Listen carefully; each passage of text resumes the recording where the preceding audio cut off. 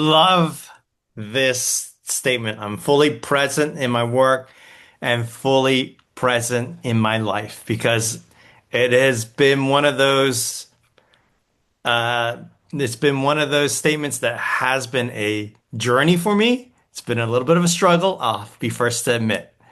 So many of us have gotten into real estate because we wanted to have more control over our schedule.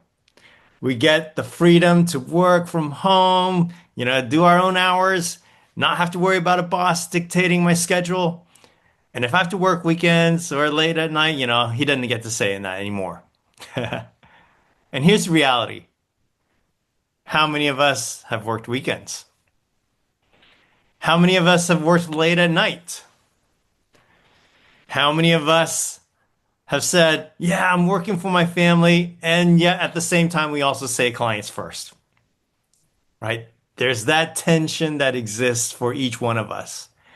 So my personal story is, there was one time I was asking my wife, Leanne, and I was asking her the question, what can I do to be better? As a husband and as a dad, what are some things that I can work on? And she has the gift of candor. And she goes, Daniel, glad you asked. I need you to be more present. And that really hurts, right? Because, here I am, and I think I'm doing just really awesome as a dad and as a husband. And, it hurts, right? To hear the truth. And yet I had to step back, reflect upon what is it that she's talking about. And as I've looked back, and it's not just at that moment, but it's been even over the years, and it's been a struggle, right? It's a tension that we live with. I remember there are moments at church, and we're talking with our friends after the service, and I am completely checked out. Like my brain is somewhere else already. And there have been moments where work even infiltrates me during the worship gathering, where I'm like in the middle of a service and I can't stop thinking about the transaction that I'm working on. It's stressing me out. And I'm like, what is going on? Like, I can't control my thoughts. I can't turn it off. And it gets so bad to where in the middle of the night, right? You're waking up, at 3 in the morning, and the first thing that pops into your mind is a transaction. And you're like, why? Why is this happening? See, I had a problem. I let my business run my life. We're just not just busy at work, right? Being busy at work is different than letting your business run your life. It consumed me, controlled my thoughts, and I couldn't get it to stop. And therefore, I wasn't present at home with my family. So for us, we got to ask the question, well, how can we overcome it? So the first thing we got to do is acknowledge it, right? We got to seek reality. And more importantly, I think it's not just saying, okay, yeah, you know what? I'm not necessarily present, but I got to identify the root cause of why it's happening. So you guys heard me say this statement many times before, but I think it's really relevant towards our thinking and going deeper in our lives. So it's this idea of when a good thing becomes a God thing, then it's a bad thing, right? When a good thing becomes a God thing, that's a bad thing. And guess what? I let my clients and my transactions become a God thing for me. I let my clients determine my worth. I let my business determine my joy and my significance by how others felt about me. The crazy thing is, it wasn't my family or my wife or my kids, but it was my clients that I was gathering my significance from. And I struggled with the people pleasing aspect of it and not dealing with the past of not believing in myself. And it led me to one of the most significant moments for me in not being present. Like literally one time, Josiah's playing soccer and I dropped him off at the game and I was like, okay, I got a little bit of time. Let me just write up this offer. We're not even in multiple offers. There is no deadline. This is not due in the next hour and a half. But guess what? I want to be that superstar realtor. I want to please my clients. I want to show them that I am on top of things, getting things done. So I write that offer. I'm in my car. Game is started. I'm like, okay, well, that's fine. I'll just miss a little bit. It takes me a little bit longer to write it up. But I show up at halftime, and all the parents are like, Daniel, where have you been? What? What's going on? Your son scored a hat trick. I'm like, you guys are just completely messing with me, right? I mean, my son, he's good, but he's not that good, right? Not to score a hat trick in one half. Nope. I missed the only hat trick that he's ever scored in his entire soccer season because I what? Was sitting in my car writing an offer that wasn't due. Yeah, ouch. Not good. Here's the question, right? Have you ever allowed your business to consume you? Have you allowed your joy and purpose in life to be dictated by your work? So, how do you know? How do you acknowledge it? Here's the key question. Am I in control of my business, or does my business control me? We gotta acknowledge it. We gotta identify it. And then the second thing we do once we acknowledge it is we gotta own it. We gotta be accountable. Stop celebrating hard work or working hard. And what I mean by stop celebrating working hard is you guys seen all the Facebook posts, right? All the groups where people, it's January 1st and people are like, oh my gosh, who's hustling out there? It's January 1st. Who are my guys that are just doubling down on a freaking holiday? Right? And we are cheering and they get the support, right? They're like, oh yeah, you go, whatever. And we celebrate a hustle culture when maybe there's other things we should be celebrating that day. There's a part of our, I love being Asian. There's a part of our Asian culture that's very hardworking, and yet there's also part of it that is a little bit out of whack. So I have some friends when they're working overseas or even Asian companies here in the Dallas area. If the boss is staying at work till 11 p.m. at night, even if you finish all your work and you are done, there is an expectation you got to stay there. I'm like, dude, that's so wrong, right? Like, what's wrong with that? And they feel like it's an honor thing. They feel like it's an image thing. But the problem is it's deeply embedded into the culture. And we have to be careful in our industry not to let that become part of our DNA and our culture.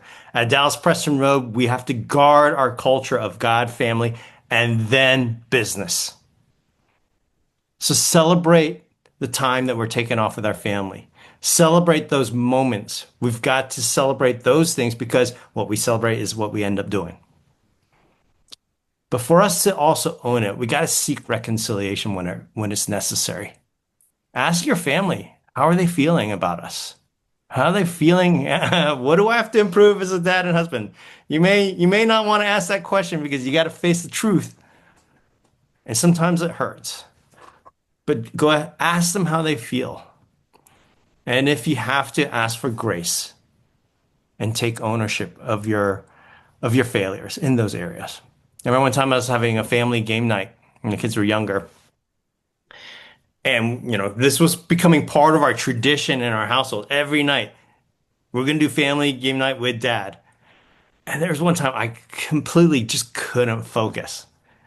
And I actually had to pull away and I had to ask permission and ask for forgiveness to step away from the game night.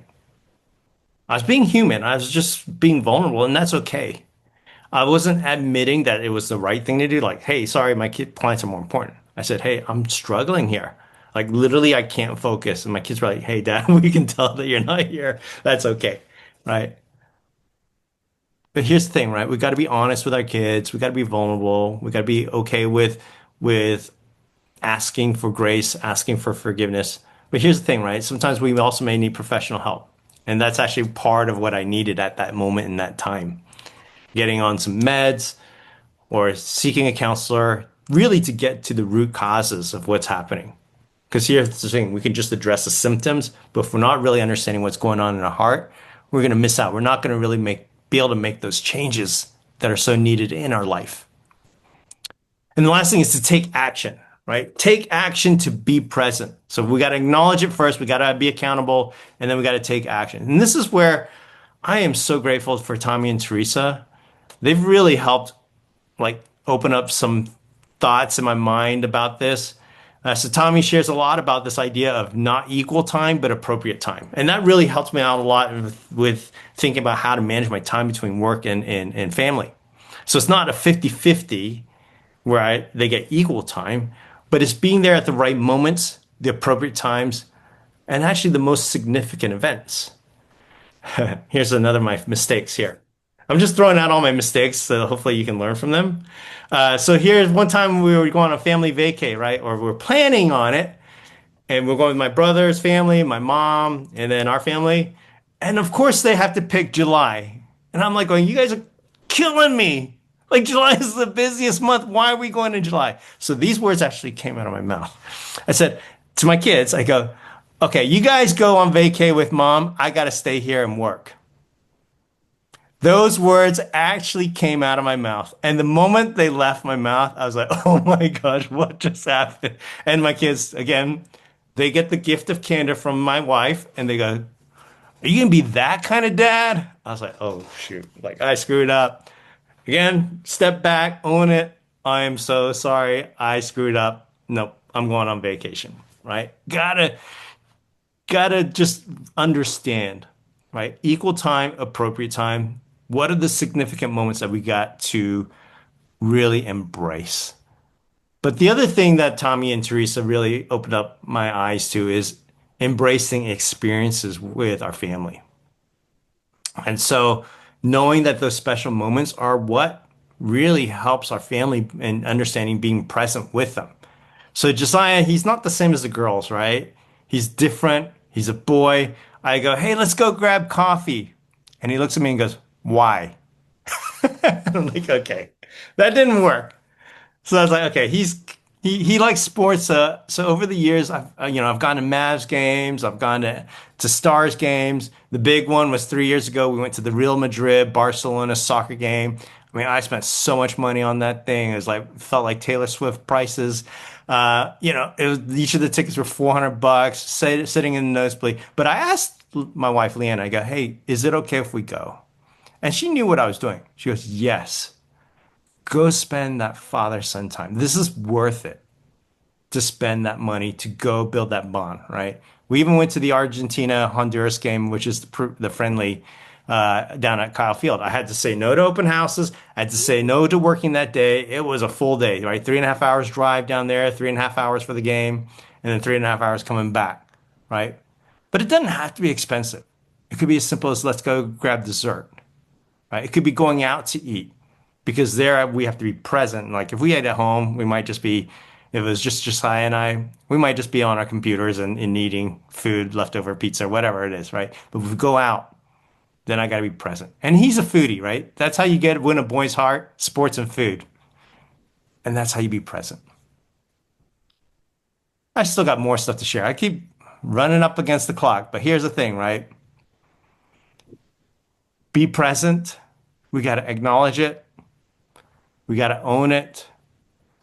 And then we got to take action.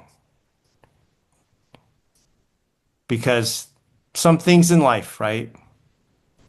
Some things in life, like the one thing with Gary Keller says, they're like rubber balls. We can drop them, they'll bounce right back up. If we lose a client, yeah, guess what? We can get another one. If we lose a transaction, yes, we can get another one. But if we drop the family ball that's made of glass, right? It may not come back up. So we got to understand what's most important in life. And for us, as we talk about this series, it's about being present at home, understanding the things that matter most. Sorry, I went a little bit over, but that's what I got.